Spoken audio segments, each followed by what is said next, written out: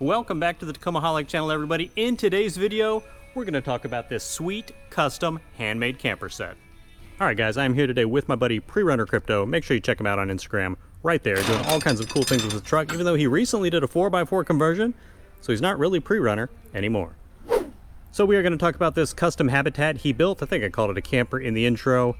As you can see, obviously has a roof nest on top. Might do a separate video for that, but today just for the habitat because it is sweet. He built the entire thing himself with his hands in his garage. But first, hit the B-roll.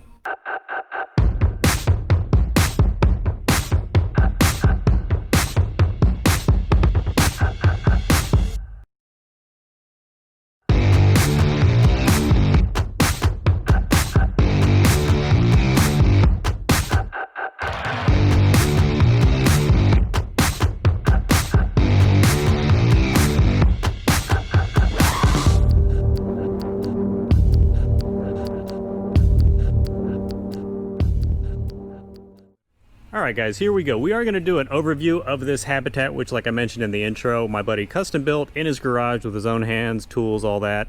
This was inspired by someone on Tacoma World, you said? Yeah, or Ripcord. Ripcord on Tacoma World. Go ahead and check him out. Is that a thread or just a guy who did something similar? It's a user on Tacoma World that did the original DIY camper build. Okay.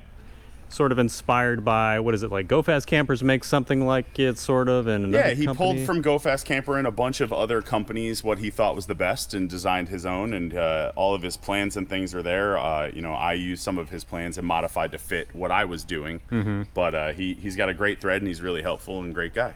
All right, so you built this, you welded up all the frame first, I assume, and then got that together and then did the panels and... Yeah, so per the suggestions on the thread, we basically measured everything out. So the difference is I wanted to fit this tent, so I measured out what would fit this tent and the base of the truck, built a wooden frame, cut all the metal, tacked everything together using the frame as a base, and then welded everything in the garage. Test fit it a bunch of times, fixed a couple things. Make sure it fits before you go further, yep. And then got it painted and put it on the truck. Yeah. And the paint you pick, I assume it's like rattle can, right? Yeah, it's rattle can. If it's not a perfect match for the wrap color, which this is a vinyl wrap if you guys did not know, I mean, it's very, very close, and I love that. And of course, since we're talking about the vinyl real quick, the vinyl on the side, he's got like a... looks like matte black with some gloss for the colors, and it really makes it pop. I was curious when you were telling me about this, like what color theme you were going to go with. I know the frame was going to be blue, but then for the outside, I think that's like spot on. Excellent choice. Yeah, I think it came out pretty good. Yeah, looks great. All right, so let's talk about real quick stuff you have mounted to it. I see you've got an awning on this side, and earlier you were saying there's like some quick disconnects on here, so you can easily pop that off and switch sides if you wanted. And yeah, so I have a CVT awning, but ARB actually makes 6 versions of a quick disconnect system for different purposes. So using that, I put mounts on this side and also the other side of the truck, so when we walk around, we can actually see them without the tent on it. Yeah. And if I just carry a 13 mil wrench with me, loosen up 2 bolts, I can switch it side to side, so I'm not, real quick, you know, sometimes in campgrounds, you can't be committed to what side your awning opens, so. That's definitely a good feature to have. And he is doing a road trip with this, what you said, later this week, cross country, going out to Moab and Sedona, and awesome. Working around the Four Corners pretty much. Yeah, so he is actually going to use it. He doesn't just do stuff to his truck and let it sit in the parking lot like I do, you know. All right, so let's look at the other side real quick with those brackets you said. And obviously all 3, both the side doors pop up for some shade and all kinds of cool stuff. And I guess, yeah, very sweet. And I love that roof nest too. That thing is sweet. All right, so let's talk about the lights real quick. I don't want to break it. I almost broke it. You shouldn't do that. Always pull from the middle or 2 hands. All right, so he has a few lights in here. As you saw on the B-roll I recorded, they can all turn on as 1 unit. And he also said, I guess there's a switch on all of these, so you can just do 1 if you want, just like a regular push button, which is definitely a cool feature. And there should be plenty of light for nighttime. I mean, it's like blazing sun right now. Yeah. And obviously he's got everything loaded up in the back for a camping trip. You can see the deck system, all the gear, switch right there for the lights. And are these like special rated, I guess, for... Yeah, so you have to do the math to figure out what they are. Yeah. But like I said, Ripcord's done a lot of the work. So they're just 28-pound shocks, and Nice. Two on each side. They work perfect for this size and application. And these are aluminum panels for the side and back, right? Or... Yeah, they're aluminum skinned composite panels. I had cut by a local sign shop. Very cool. And did you wrap the inside of these, or is that painted? Well, the panels come white. White, okay, gotcha. I'd say it's definitely a nice smooth finish. Have you water tested this yet, like with a hose or? Yeah, it's been through some heavy rain. It's been through pressure washer. No issues, huh? Yeah, I have gotten a tiny bit of water, but not enough to matter. And because of the deck system, any little bit of water that comes in just runs down the side and underneath and doesn't affect anything I have. Because all your gear is going to be elevated anyway, so you don't have to worry about that. Back corner. So and that would get into the tent. So that is that is 12-volt power into the tent. And then on the other side, you can see coming out of the tent too, I have a solar panel up on the roof of the tent that charges my secondary battery.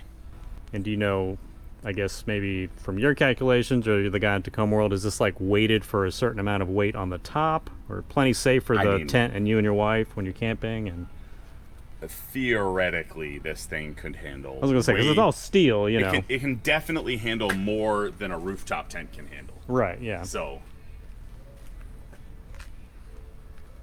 I'll have to get some good shots when you're like wheeling in Moab and stuff. Oh yeah, I will. Cross panel right here. I noticed it's not like centered. So what was the reasoning behind putting it offset towards the back versus the front? To mount the tent. Just just for the tent. Because the tent hangs over in the front.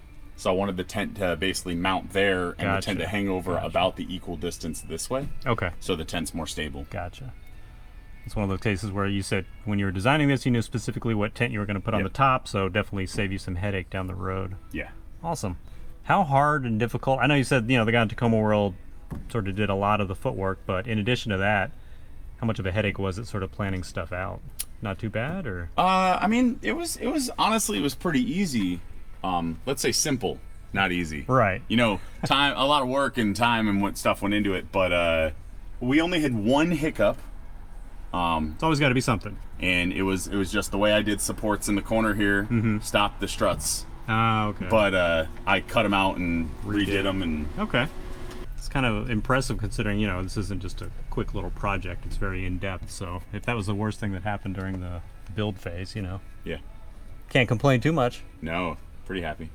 Do you have like an estimate or a ballpark on how much you spent in materials? I know you did, all the work yourself, so there's no like labor costs, but just for materials, what would you estimate you spent on this, not counting the tent? So materials on this were just over $1,500. Okay. Not too bad, really. A comparable, cap from a manufacturer to support this weight would be about $3,000 or $4,000. So we were pretty happy with it. The factor that would change if anybody decides to build one are these panels. Mm-hmm. How much you pay I built everything on this without the paneling was about $600. Okay. But how you can source the panels and what you decide to use and all those things, that was the big difference for us. You said that was from a local place, right? We got it from a local sign shop. Okay, gotcha. And about how many man hours did you spend, including research, do you think, construction, all that? I would say 40. Okay, maybe. I was thinking like probably at least twice that. That's not too bad, really. I mean, we cut and welded the entire frame, me and a friend of mine for a second set of hands, in about a 10-hour day. Wow. Just get all that done in one fell swoop. Yep. Any plans, like now that it's all said and done, I know you're getting ready to go on like a long road trip with this.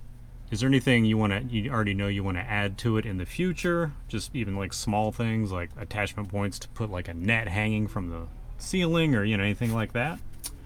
I have thought about considerations for being able to mount maybe shovels or things like that like up on the rack, side. Just because the deck system gets in the way of the bed rails. Yeah. But nothing major. Nothing. Yeah. Nothing serious. Pretty happy. The lights were the last main thing. Gotta have those. All right, everybody, that will do it for the custom habitat walk around. Go ahead and comment below. Let me know what your favorite feature about this is, and if you plan on maybe one day tackling a project like this yourself. As always, thank you so much for supporting the channel by watching this video. If you'd like to support the channel even more, make sure you share it with your friends and family on social media. Enjoy the rest of your week, and I'll see you in the next video.